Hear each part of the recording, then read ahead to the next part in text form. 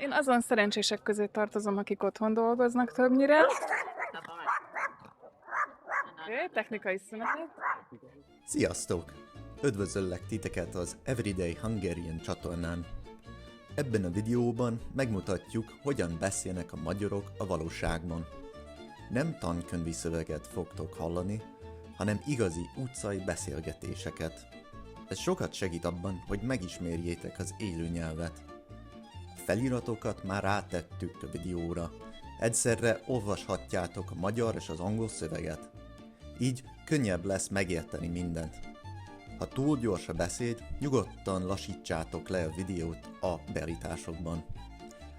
A mai témánk: mi az, ami idegesíti az embereket? Beszélgettünk a közlekedésről, a munkáról és sok más apróságról. Na, nézzük meg, mik a budapestiek pet peeve-jei. Kezdjük mondjuk az evésnél. Van olyan dolog, ami, ha egy csoportban vagytok, még kicsit felbosszant? Hát az, hogy valaki csámcsog, de ilyen nagyon hangosan direkt, meg amikor a kanalat így végighúzza a tányéra alján, meg a villát, és ilyen recsegő hangot ad. Evés közben leginkább hát vagy csönd van, ami általában normális lenne, de akiket én ismerek, azok inkább direkt így hangosabban beszélnek, meg mindent elpoénkodnak.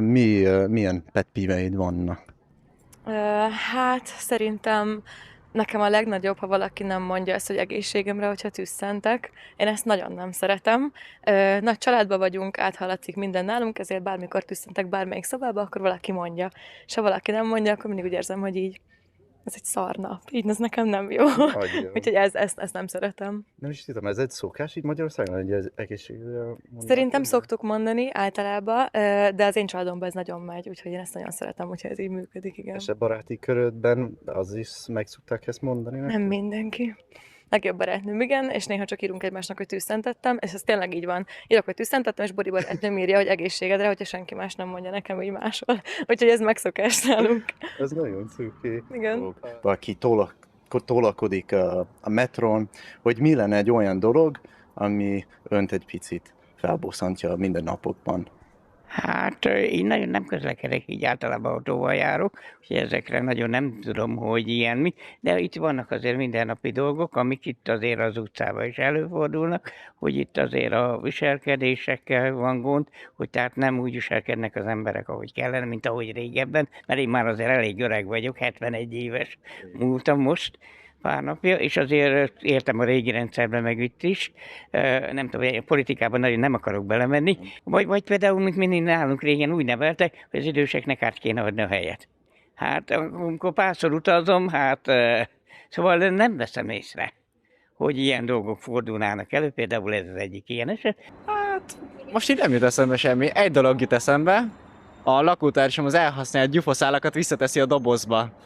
Az idegesítő szakad kicsit, de egyébként nem tudom, elég. Ez legyen a legnagyobb bajom. Nem a legnösödéssel van a probléma, hanem annyira türelmetlenek az emberek, hogy még azt se várja meg, míg az ember leszáll, hanem már ő száll föl, nehogy lekésli a metrót például, és föllöki a másikat. Na, akkor el szokott durrani egy kicsit az agyam. És ilyenkor mit szokott csinálni? Hát valamikor kicsit finoman így vállal rásegítek az illetőre, hogy észrevegye magát, hogy azért talán meg kéne várni, még leszállok, és akkor majd utána az ő főszállat nem fog elmenni a metró addig. Ami engem mérhetetlenül felbosszant, és lehet, hogy tényleg egyedül vagyok vele, az az, amikor valaki föltesz nekem egy kérdést, de most nem magadra gondolj, föltesz egy kérdést, és én elkezdek rá lelkiismeretes, legjobb tudásom szerint válaszolni, és nem várja meg, hogy válaszoljak, hanem közbevág. Tehát nem várja meg a mondandóm végét. Ez nagyon tud bosszantani. Nem akarok klubban. Vége! Vége! Sziasztok! Ne haragudjatok, egy pillanatra megállítjuk a beszélgetést. Remélem, hogy eddig tetszik nektek a videó. Ha szeretnétek megkapni a teljes magyar szöveget, az angol fordítást, vagy más hasznos tananyagokat, nézzetek be az Everyday Hungarian Patreon oldalára. A csatlakozás teljesen ingyenes. Még nagyon az elején járunk, ezért sokat jelentene, ha csatlakoznátok hozzánk Patreonon, vagy feliratkoznátok itt a YouTube-on. Ezzel segítettek nekünk abban, hogy a jövőben is készíthessünk nektek hasonló tartalmakat. Emellett bátran írjátok meg a véleményeteket, vagy bármilyen visszajelzést lent a kommentek között. Most pedig folytassuk az interjúkat. Milyen dolog idegesít a mindennapokban? Jaj, tehát nem a tömegközlekedéssel kapcsolatban, hanem úgy általában? Bárhol. Hát mondjuk én nem járok tömegközlekedéssel, hanem autóval. Ami esetleg idegesíthet, az, hogy ha tökölnek előttem. Tehát mehetnénk, zöld a lámpa, és mégis állunk zöld lámpának. Tehát szóval az ilyenek nem tetszenek, de egyébként nem vagyok egy ideges típus, úgyhogy... Jó. Tehát pár apróság, mondjuk a mindennapi életben, ami talán téged felbosszant, de a többieket nem annyira, mondjuk jobban téged felbosszantanak.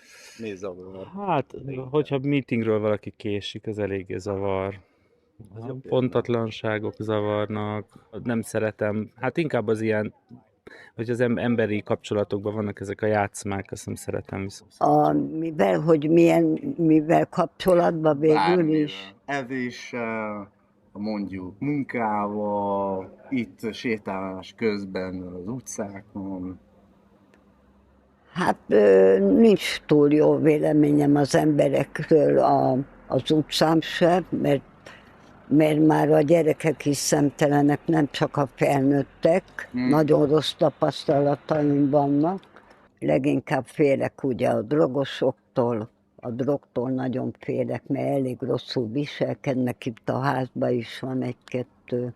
Én maradok mindig, vannak a barátaim, akiket szeretek, meg a szomszédaim, de idegenekkel nagyon nehezen, csak így a kutyásokkal barátkozom, mert tudom, hogy azok jó emberek, mert szeretik az állatokat. Azt mondjuk, azt nem szeretem, amikor a kollégák panaszkodnak a kevés pénzre, de amikor arról van szó, hogy nekik ki kéne állniuk magukért, és ezáltal a kollégájukért is közvetetten, akkor ezt nem teszik meg, hanem azt várják, hogy a többiek álljanak ki értük. De hát ez egy messzire vezető dolog. Meg azért az, hogy valamikor, most egy picit itt a helyről, hogy például sétáló utca, nem tudom, hogy kint hogy múlik, de például az, hogy régen takarították vízzel, rendesen fölmosták. Mostanában az nincs. A járdát fölmossák, ugye itt az egészet kéne, és nem értjük, hogy miért, de... Akkor mondjuk buszon vagy villamoson. Amikor túl sokan vagyunk rajta, és mindenki lögdös mindenkit, hogy felférjenek. Hát általában látom, hogy sokan vannak a buszon, azt inkább megvárom a következőt, és azzal megyek el, mint többen vannak. Szerelmi kapcsolatokról gondol? Vagy... Nem, hát így nagyon, tehát hogyha munkaügyi helyzet van, vagy akármi, hogyha valaki elkezd így stikázni, hogyha magyar nyelvről van szó, stikázik, igen, akkor az látszik, és az érződik, hogy ez nem... Hogy jellemezne az, hogy stikázni? Hát úgy olyan cselesen játszik, próbálkozik, de közben... Hát, hogy nem nyílt az egész. Tehát nem egy ilyen konfrontatív, vagy egy ilyen nyitott valami, hogy azt mondja, hogy akkor most játszunk, hanem egy kicsit így elfedi a valóságot.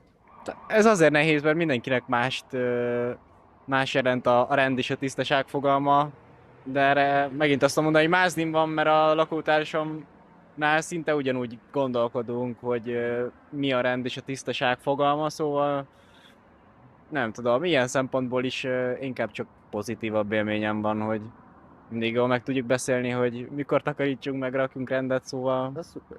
Igen. És mondjuk a munkában látom, hogy egy sok... A munkában nagyon türelmes vagyok. Tehát ha nem akar összejönni valami, akkor se, tehát nem káromkodom meg, tehát nem idegeskedek, mert így is úgy is meg kell oldani. Ha ideges vagyok, az nem segít. És a kutyus soha nem viselkedik rosszul? Nem.